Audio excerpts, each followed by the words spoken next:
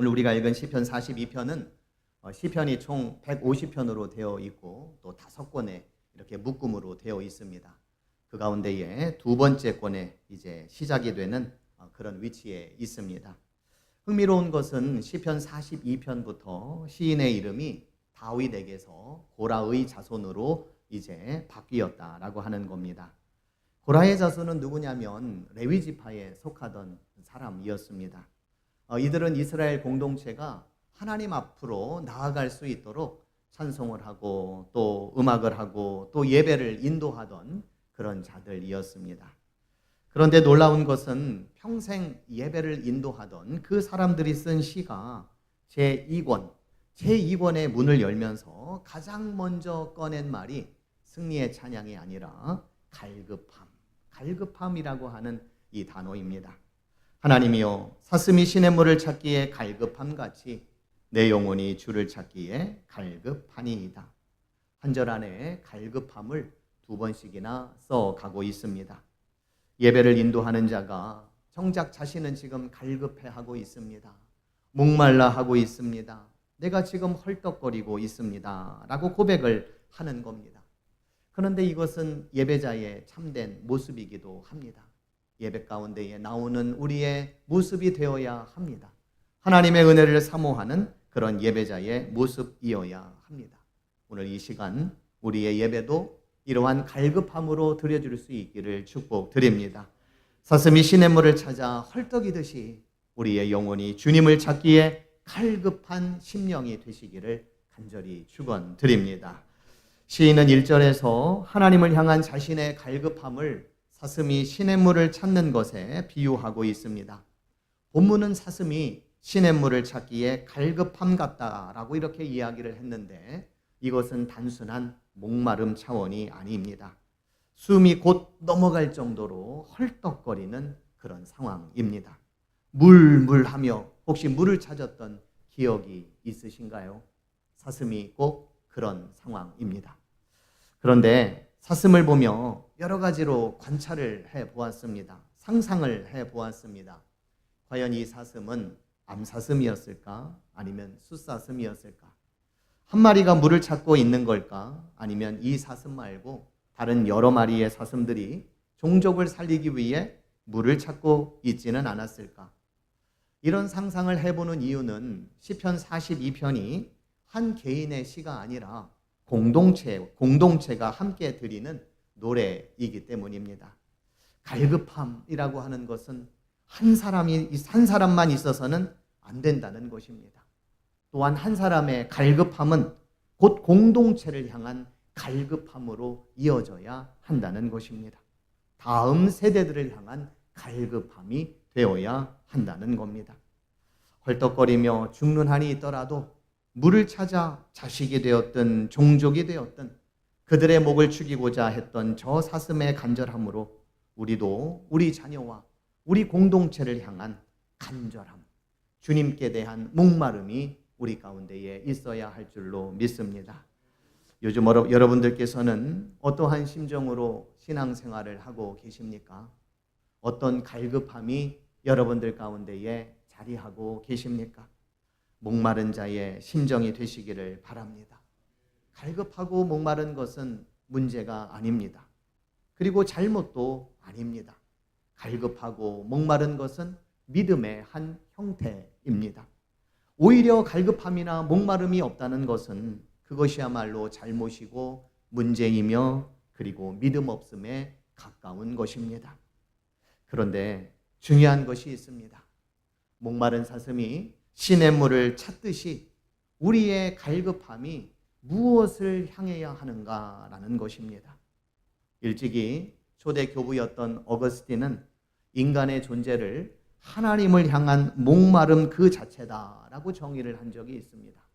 그러면서 이런 말을 했습니다. 인간은 하나님을 향하도록 지어졌고 그 마음은 오직 하나님 안에서 쉼을 얻습니다. 오늘 본문 2절에 보면 시인이 내 영혼이 하나님 곧 살아계시는 하나님을 갈망하나니 내가 어느 때에 나아가서 하나님의 얼굴을 배울까라고 말하고 있습니다. 하나님의 얼굴을 뵙기를 원하는 것, 그것이 시인의 갈급함이었습니다. 또한 이것은 우리의 갈급함이 되어야 합니다. 내가 어느 때에 이제나 저제나 하나님의 얼굴을 언제 배울 수 있을까? 그것이 우리의 가장 큰 관심이 되어야 한다는 것입니다. 왜냐하면 우리는 하나님을 향하도록 지어졌고 오직 하나님 안에서만 안식을 얻을 수 있기 때문입니다. 시인은 하나님이 주시는 무엇을 구하지 않았습니다. 문제 해결이나 원수로부터의 구원이나 상황의 회복도 아니었습니다. 그는 오로지 하나님의 얼굴 그 자체를 구했습니다. 하나님을 향하고 있습니다. 사슴이 향했던 것은 물그릇이 아니라 시냇물이었던 것처럼 시인의 갈망은 하나님을 통해 무언가를 얻고자 함이 아니라 하나님 그 자체이었던 것입니다. 요한복음 1장 1절에 보면 이런 말씀이 나오죠. 태초에 말씀이 계시니라. 이 말씀이 하나님과 함께 계셨으니 이 말씀은 곧 하나님이시니라. 하나님과 함께 계신 말씀, 이 말씀은 예수 그리스도를 의미합니다. 그런데 말씀이 되시는 예수 그리스도가 하나님과 함께 계셨다. 여기서 함께 계셨다라고 하는 이 말의 원문의 뜻은 face to face입니다. 얼굴과 얼굴을 맞대고 있다라고 하는 이런 관계입니다. 하나님과 예수님은 태초부터 얼굴과 얼굴을 맞대고 있었다라고 하는 거죠. 그러니까 예수님은 우리 인간으로 하여금 하나님의 얼굴을 구하고 하나님을 바라보아야 한다는 것을 태초로부터 우리에게 말씀해 주셨던 것입니다. 얼굴과 얼굴을 서로 마주하는 것, 그것은 세상에서 가장 아름다운 모습입니다. 그런데 더욱 놀라운 것은 하나님과 얼굴을 마주하고 계셨던 예수님은 이 땅을 사랑하셔서 우리 가운데에 오셨고 그리고 죄 많은 인간들을 향하셨습니다. 당신의 얼굴을 그들을 향해 바라보셨습니다. 인자하시고 사랑이 많으신 얼굴로 바라보셨습니다. 주님은 우리를 바라보고 계십니다. 태초부터 지금까지 우리를 향해 계십니다. 우리가 하나님을 향해 보는 것 같지만, 그래서 우리가 안식을 얻어내는 것 같지만 실상은 주께서 우리를 향하고 계십니다. 우리의 얼굴을 보기 위해 오십니다. 그리고 우리에게 쉼을 주십니다. 그 주님을 바라보시는 여러분들이 되기를 바랍니다. 우리를 향하시는 주님의 얼굴을 구하시는 여러분들이 될 수 있기를 축복드립니다. 사슴에게 해갈이 시냇물이었다면 우리의 목마름의 해갈은 하나님의 얼굴입니다. 곧 그리스도 예수를 통하여서 우리를 마주하시는 하나님, 그 하나님만이 우리의 목마름을 해결해 주시는 분이심을 믿으시기 바랍니다. 이제 본문의 또 다른 면을 우리가 살펴보면 1절이 물을 찾기에 갈급한 것, 곧 물 없음이 주제라면 이와 대칭이 되는 절이 있는데 7절의 말씀입니다. 그런데 7절은 1절과는 전혀 정반대의 이야기를 하고 있습니다. 물이 없어서가 아니라 물이 너무 많아서 압도되는 장면을 보여주고 있습니다. 7절의 말씀을 읽으면 주의 폭포 소리에 깊은 바다가 서로 부르며 주의 모든 파도와 물결이 나를 휩쓸었나이다. 한마디로 말해 1절이 물 없음이라면 7절은 물이 너무 많음입니다. 시인의 영혼이 한쪽에서는 바싹 말라가고 있는 상황이라면 또 다른 한켠에서는 넘치는 물 때문에 익사할 것만 같은 그런 상황이라는 겁니다. 우리는 이것을 환란의 파도, 환란의 물결이라고 말할 수 있습니다. 그런데 놀라운 것이 있습니다. 7절의 말씀을 보시면 이 파도와 물결의 주인이 누구인가 하면 주님이십니다. 본문은 이렇게 말합니다. 주의 모든 파도와 물결이 나를 휩쓸었나이다 라고요. 파도를 일으키시는 주체가 주님이시고 그 물결로 나를 휩쓸어 가시는 분도 주님이시다라고 말을 하고 있습니다. 이런 엄청난 일을 하나님께서 왜 시인에게 허락하셨는가라고 하는 궁금증을 우리는 가질 수밖에 없습니다. 그러나 시인은 여기에 대한 분명한 답을 내놓지는 않습니다. 다만 우리는 시인의 고백 가운데에 위대한 신앙의 모습을 하나 발견하게 됩니다. 본문에서 시인은 모든 파도와 물결을 주의 것이라고 하였습니다. 주의 것. 자기를 휩쓰는 그 환난조차도 하나님의 손 밖에 있다고 보지를 않았던 겁니다.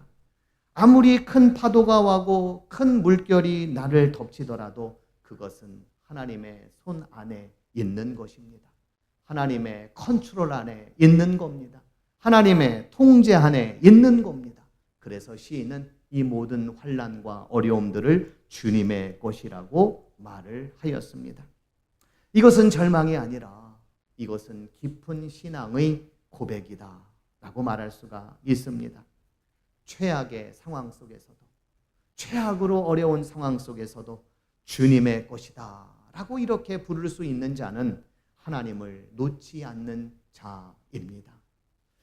고난의 의미를 천편일률적으로 단순화하며 설명할 수는 없지만, 그러나 적어도 오늘 시인을 통하여 깨달을 수 있는 고난의 의미가 있다면 어느 순간에도 하나님을 결코 놓지 말라는 하나님의 뜻인 줄로 믿습니다. 왜 그렇습니까?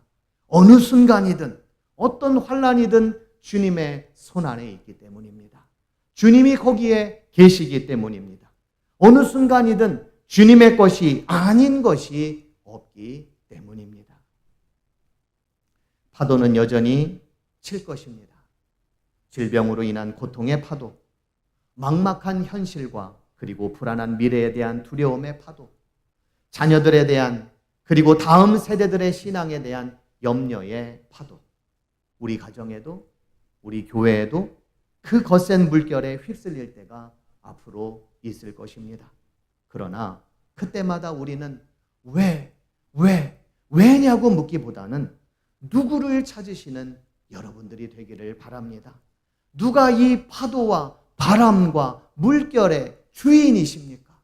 누가 이 파도와 바람과 물결의 주인이십니까?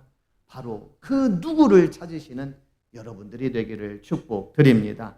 시인에게 하나님은 인자하심을 베푸시는 하나님이십니다. 생명의 하나님이십니다.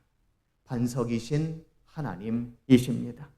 우리 모두 어느 순간 어느 물결 가운데에 있더라도 바로 이러한 분이 우리의 하나님이심을 믿고 그 손 안에 우리가 있음을 믿으며 담대하게 나아가시는 여러분들이 되기를 축복드립니다. 이제는 우리의 영혼을 깨울 때입니다. 안일함과 나태함 가운데에 잠들어 있었던 우리의 영혼을 깨워 선포할 때인 줄로 믿습니다. 오늘 시인이 고백했던 것처럼 내 영혼아 내가 어찌하여 낙심하며 어찌하여 내 속에서 불안해하는가. 너는 하나님께 소망을 두라. 나는 그가 나타나 도우심으로 말미암아 내 하나님을 여전히 찬송하리로다.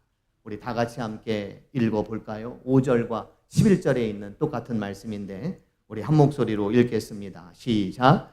내 영혼아 내가 어찌하여 낙심하며 어찌하여 내 속에서 불안해하는가. 너는 하나님께 소망을 두라. 나는 그가 나타나 도우심으로 말미암아 내 하나님을 여전히 찬송하리로다. 아멘. 하나님께 소망을 두시고 하나님의 도우심을 믿으며 예전이나 지금이나 앞으로 여전히 우리 하나님만을 찬송하시는 여러분들이 되시기를 주님의 이름으로 축원드립니다.